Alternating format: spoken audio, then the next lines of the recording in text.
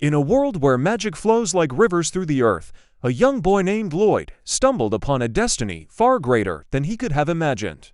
His story begins in the crumbling remnants of a ruined city, where he was found alone and trembling by a powerful sorceress named Meryl. She saw something in the frightened boy, a spark of potential, and took him under her wing to teach him the ways of magic. Meryl was a stern master, her lessons as unyielding as the elements she commanded. She began with fire magic, conjuring a blazing flame before Lloyd's wide eyes. "If you can't do this by sundown," she declared, "you'll go hungry tonight." Lloyd struggled, his small hands trembling as he tried to summon even a flicker. When he finally produced a tiny ember, Meryl scoffed. With a flick of her wrist, she unleashed a torrent of fire that singed his clothes. "This," she said, her voice sharp, "is fire magic." Next came water. Meryl demonstrated, weaving liquid into graceful arcs. Lloyd tried to mimic her, but his efforts were clumsy. With a smirk, Meryl summoned a wave that drenched him from head to toe. "This is water magic," she said as he sputtered, soaked and shivering. When Lloyd attempted wind magic, he managed a faint breeze. Proud of his progress, Meryl, unimpressed, blew a gust from her lips that sent him tumbling through the air. "That's wind magic," she said, her tone dripping with disdain. Undeterred, Lloyd crafted a delicate figure of Meryl out of ice, hoping to earn her approval. She smirked, seized the figure, and expanded it into a towering sculpture. "Novice," she muttered, dropping him from its icy grip. Lloyd, bruised but determined, promised to work harder. Meryl's stern expression softened into a rare smile. One evening, after Meryl had indulged too much in drink, Lloyd used healing magic to ease her discomfort. She woke, clear-headed, and pulled him into a warm embrace, thanking him. But her gratitude was fleeting. Moments later, she dragged him outside to practice more magic, ignoring his groans of protest. Time passed, and one fateful evening, Meryl was troubled over a mysterious box containing a forbidden magic book. Lloyd knocked on her door, calling out that dinner was ready. As Meryl tried to close the box, it slipped from her grasp and fell. Lloyd, ever helpful, reached to pick it up. The moment his fingers brushed the book, a surge of ancient knowledge flooded his mind, overwhelming him. He collapsed, unconscious. Meryl retrieved the book, her face grave. "This boy," she murmured, "has the qualities of the chosen one." She carried him to his bed, her mind racing. She wouldn't let Lloyd repeat her mistakes. Leaning down, she kissed his forehead, sealing his newfound power to protect him. The next morning, Meryl taught Lloyd about white mages, showing him recovery magic used to aid others. Lloyd watched in awe, marveling. "Master is so powerful." That night, she spoke of monsters, her voice steady until Lloyd asked about ancient magic. Her expression darkened, and she snapped, "You don't need to learn that. It vanished centuries ago." The following day, Lloyd attempted to summon his wand, but his movements were slow. Meryl struck him lightly, scolding, "Don't neglect your training." Later, she explained magic stones, artifacts that could transform objects around them into sources of power. Years passed, and Lloyd grew into a young man.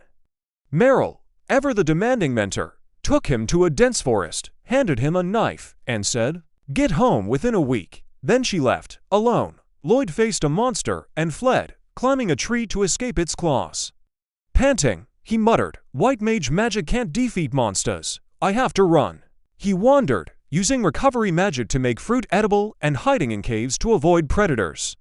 Day and night, he honed his detection magic, ate monster meat, and crafted new spells. One day, a massive spider dropped from above, its legs skittering. Sweat poured down Lloyd's face as he ran, the creature in pursuit. Desperate, he cast a spell to boost his speed, narrowly escaping. After days of struggle, Lloyd reached home. While cleaning, he found a book about a nearby town and asked Meryl to borrow it. She agreed. Later, she burst in, declaring, "Let's develop magic to stop aging," and dragged him outside. Another day, while he was doing laundry, she insisted he help improve recovery magic, pulling him inside. At dinner, she unveiled a new spell, but Lloyd's exhaustion showed. She kept him awake all night, relentless in her pursuit of progress. The next morning, Meryl found Lloyd's room empty. The book she'd lent him lay on his bed, and worrying gripped her. Lloyd, meanwhile, had ventured to a bustling town. The sight of so many people left him awestruck. He used his only coins to buy bread, but before he could eat, a paper flew into his face, someone smiled, and walked away. The paper advertised a call for adventurers. In the town, a hero's party battled a cyclops, its massive club demolishing buildings. Lloyd watched, mesmerized. When the healer prepared to mend the wounded, Lloyd instinctively cast a buff, empowering the entire party. The archer struck the cyclops' eye. The tanker blocked a blow, surprised at its reduced force, and the mage bound the beast with magic. The hero delivered the final strike. The townsfolk praised the hero, but the tanker knew Lloyd's support magic had turned the tide. The hero tossed Lloyd 5 coins, calling it a D-rank reward. When invited to celebrate, Lloyd declined, unable to drink. The mage bristled at his attitude, and the hero scoffed, "White mages can't help in battle." The tanker, however, saw Lloyd's worth. That night, Meryl drank alone until a guest arrived, Will, a man from her past. He revealed that Lloyd had joined the hero's party. Meryl nodded, admitting she'd orchestrated it. "It's time for him to see the world," she said. "As long as he doesn't grow arrogant with his power." Will asked if she still regretted her past. Her lips tightened. "I won't make the same mistake," she vowed.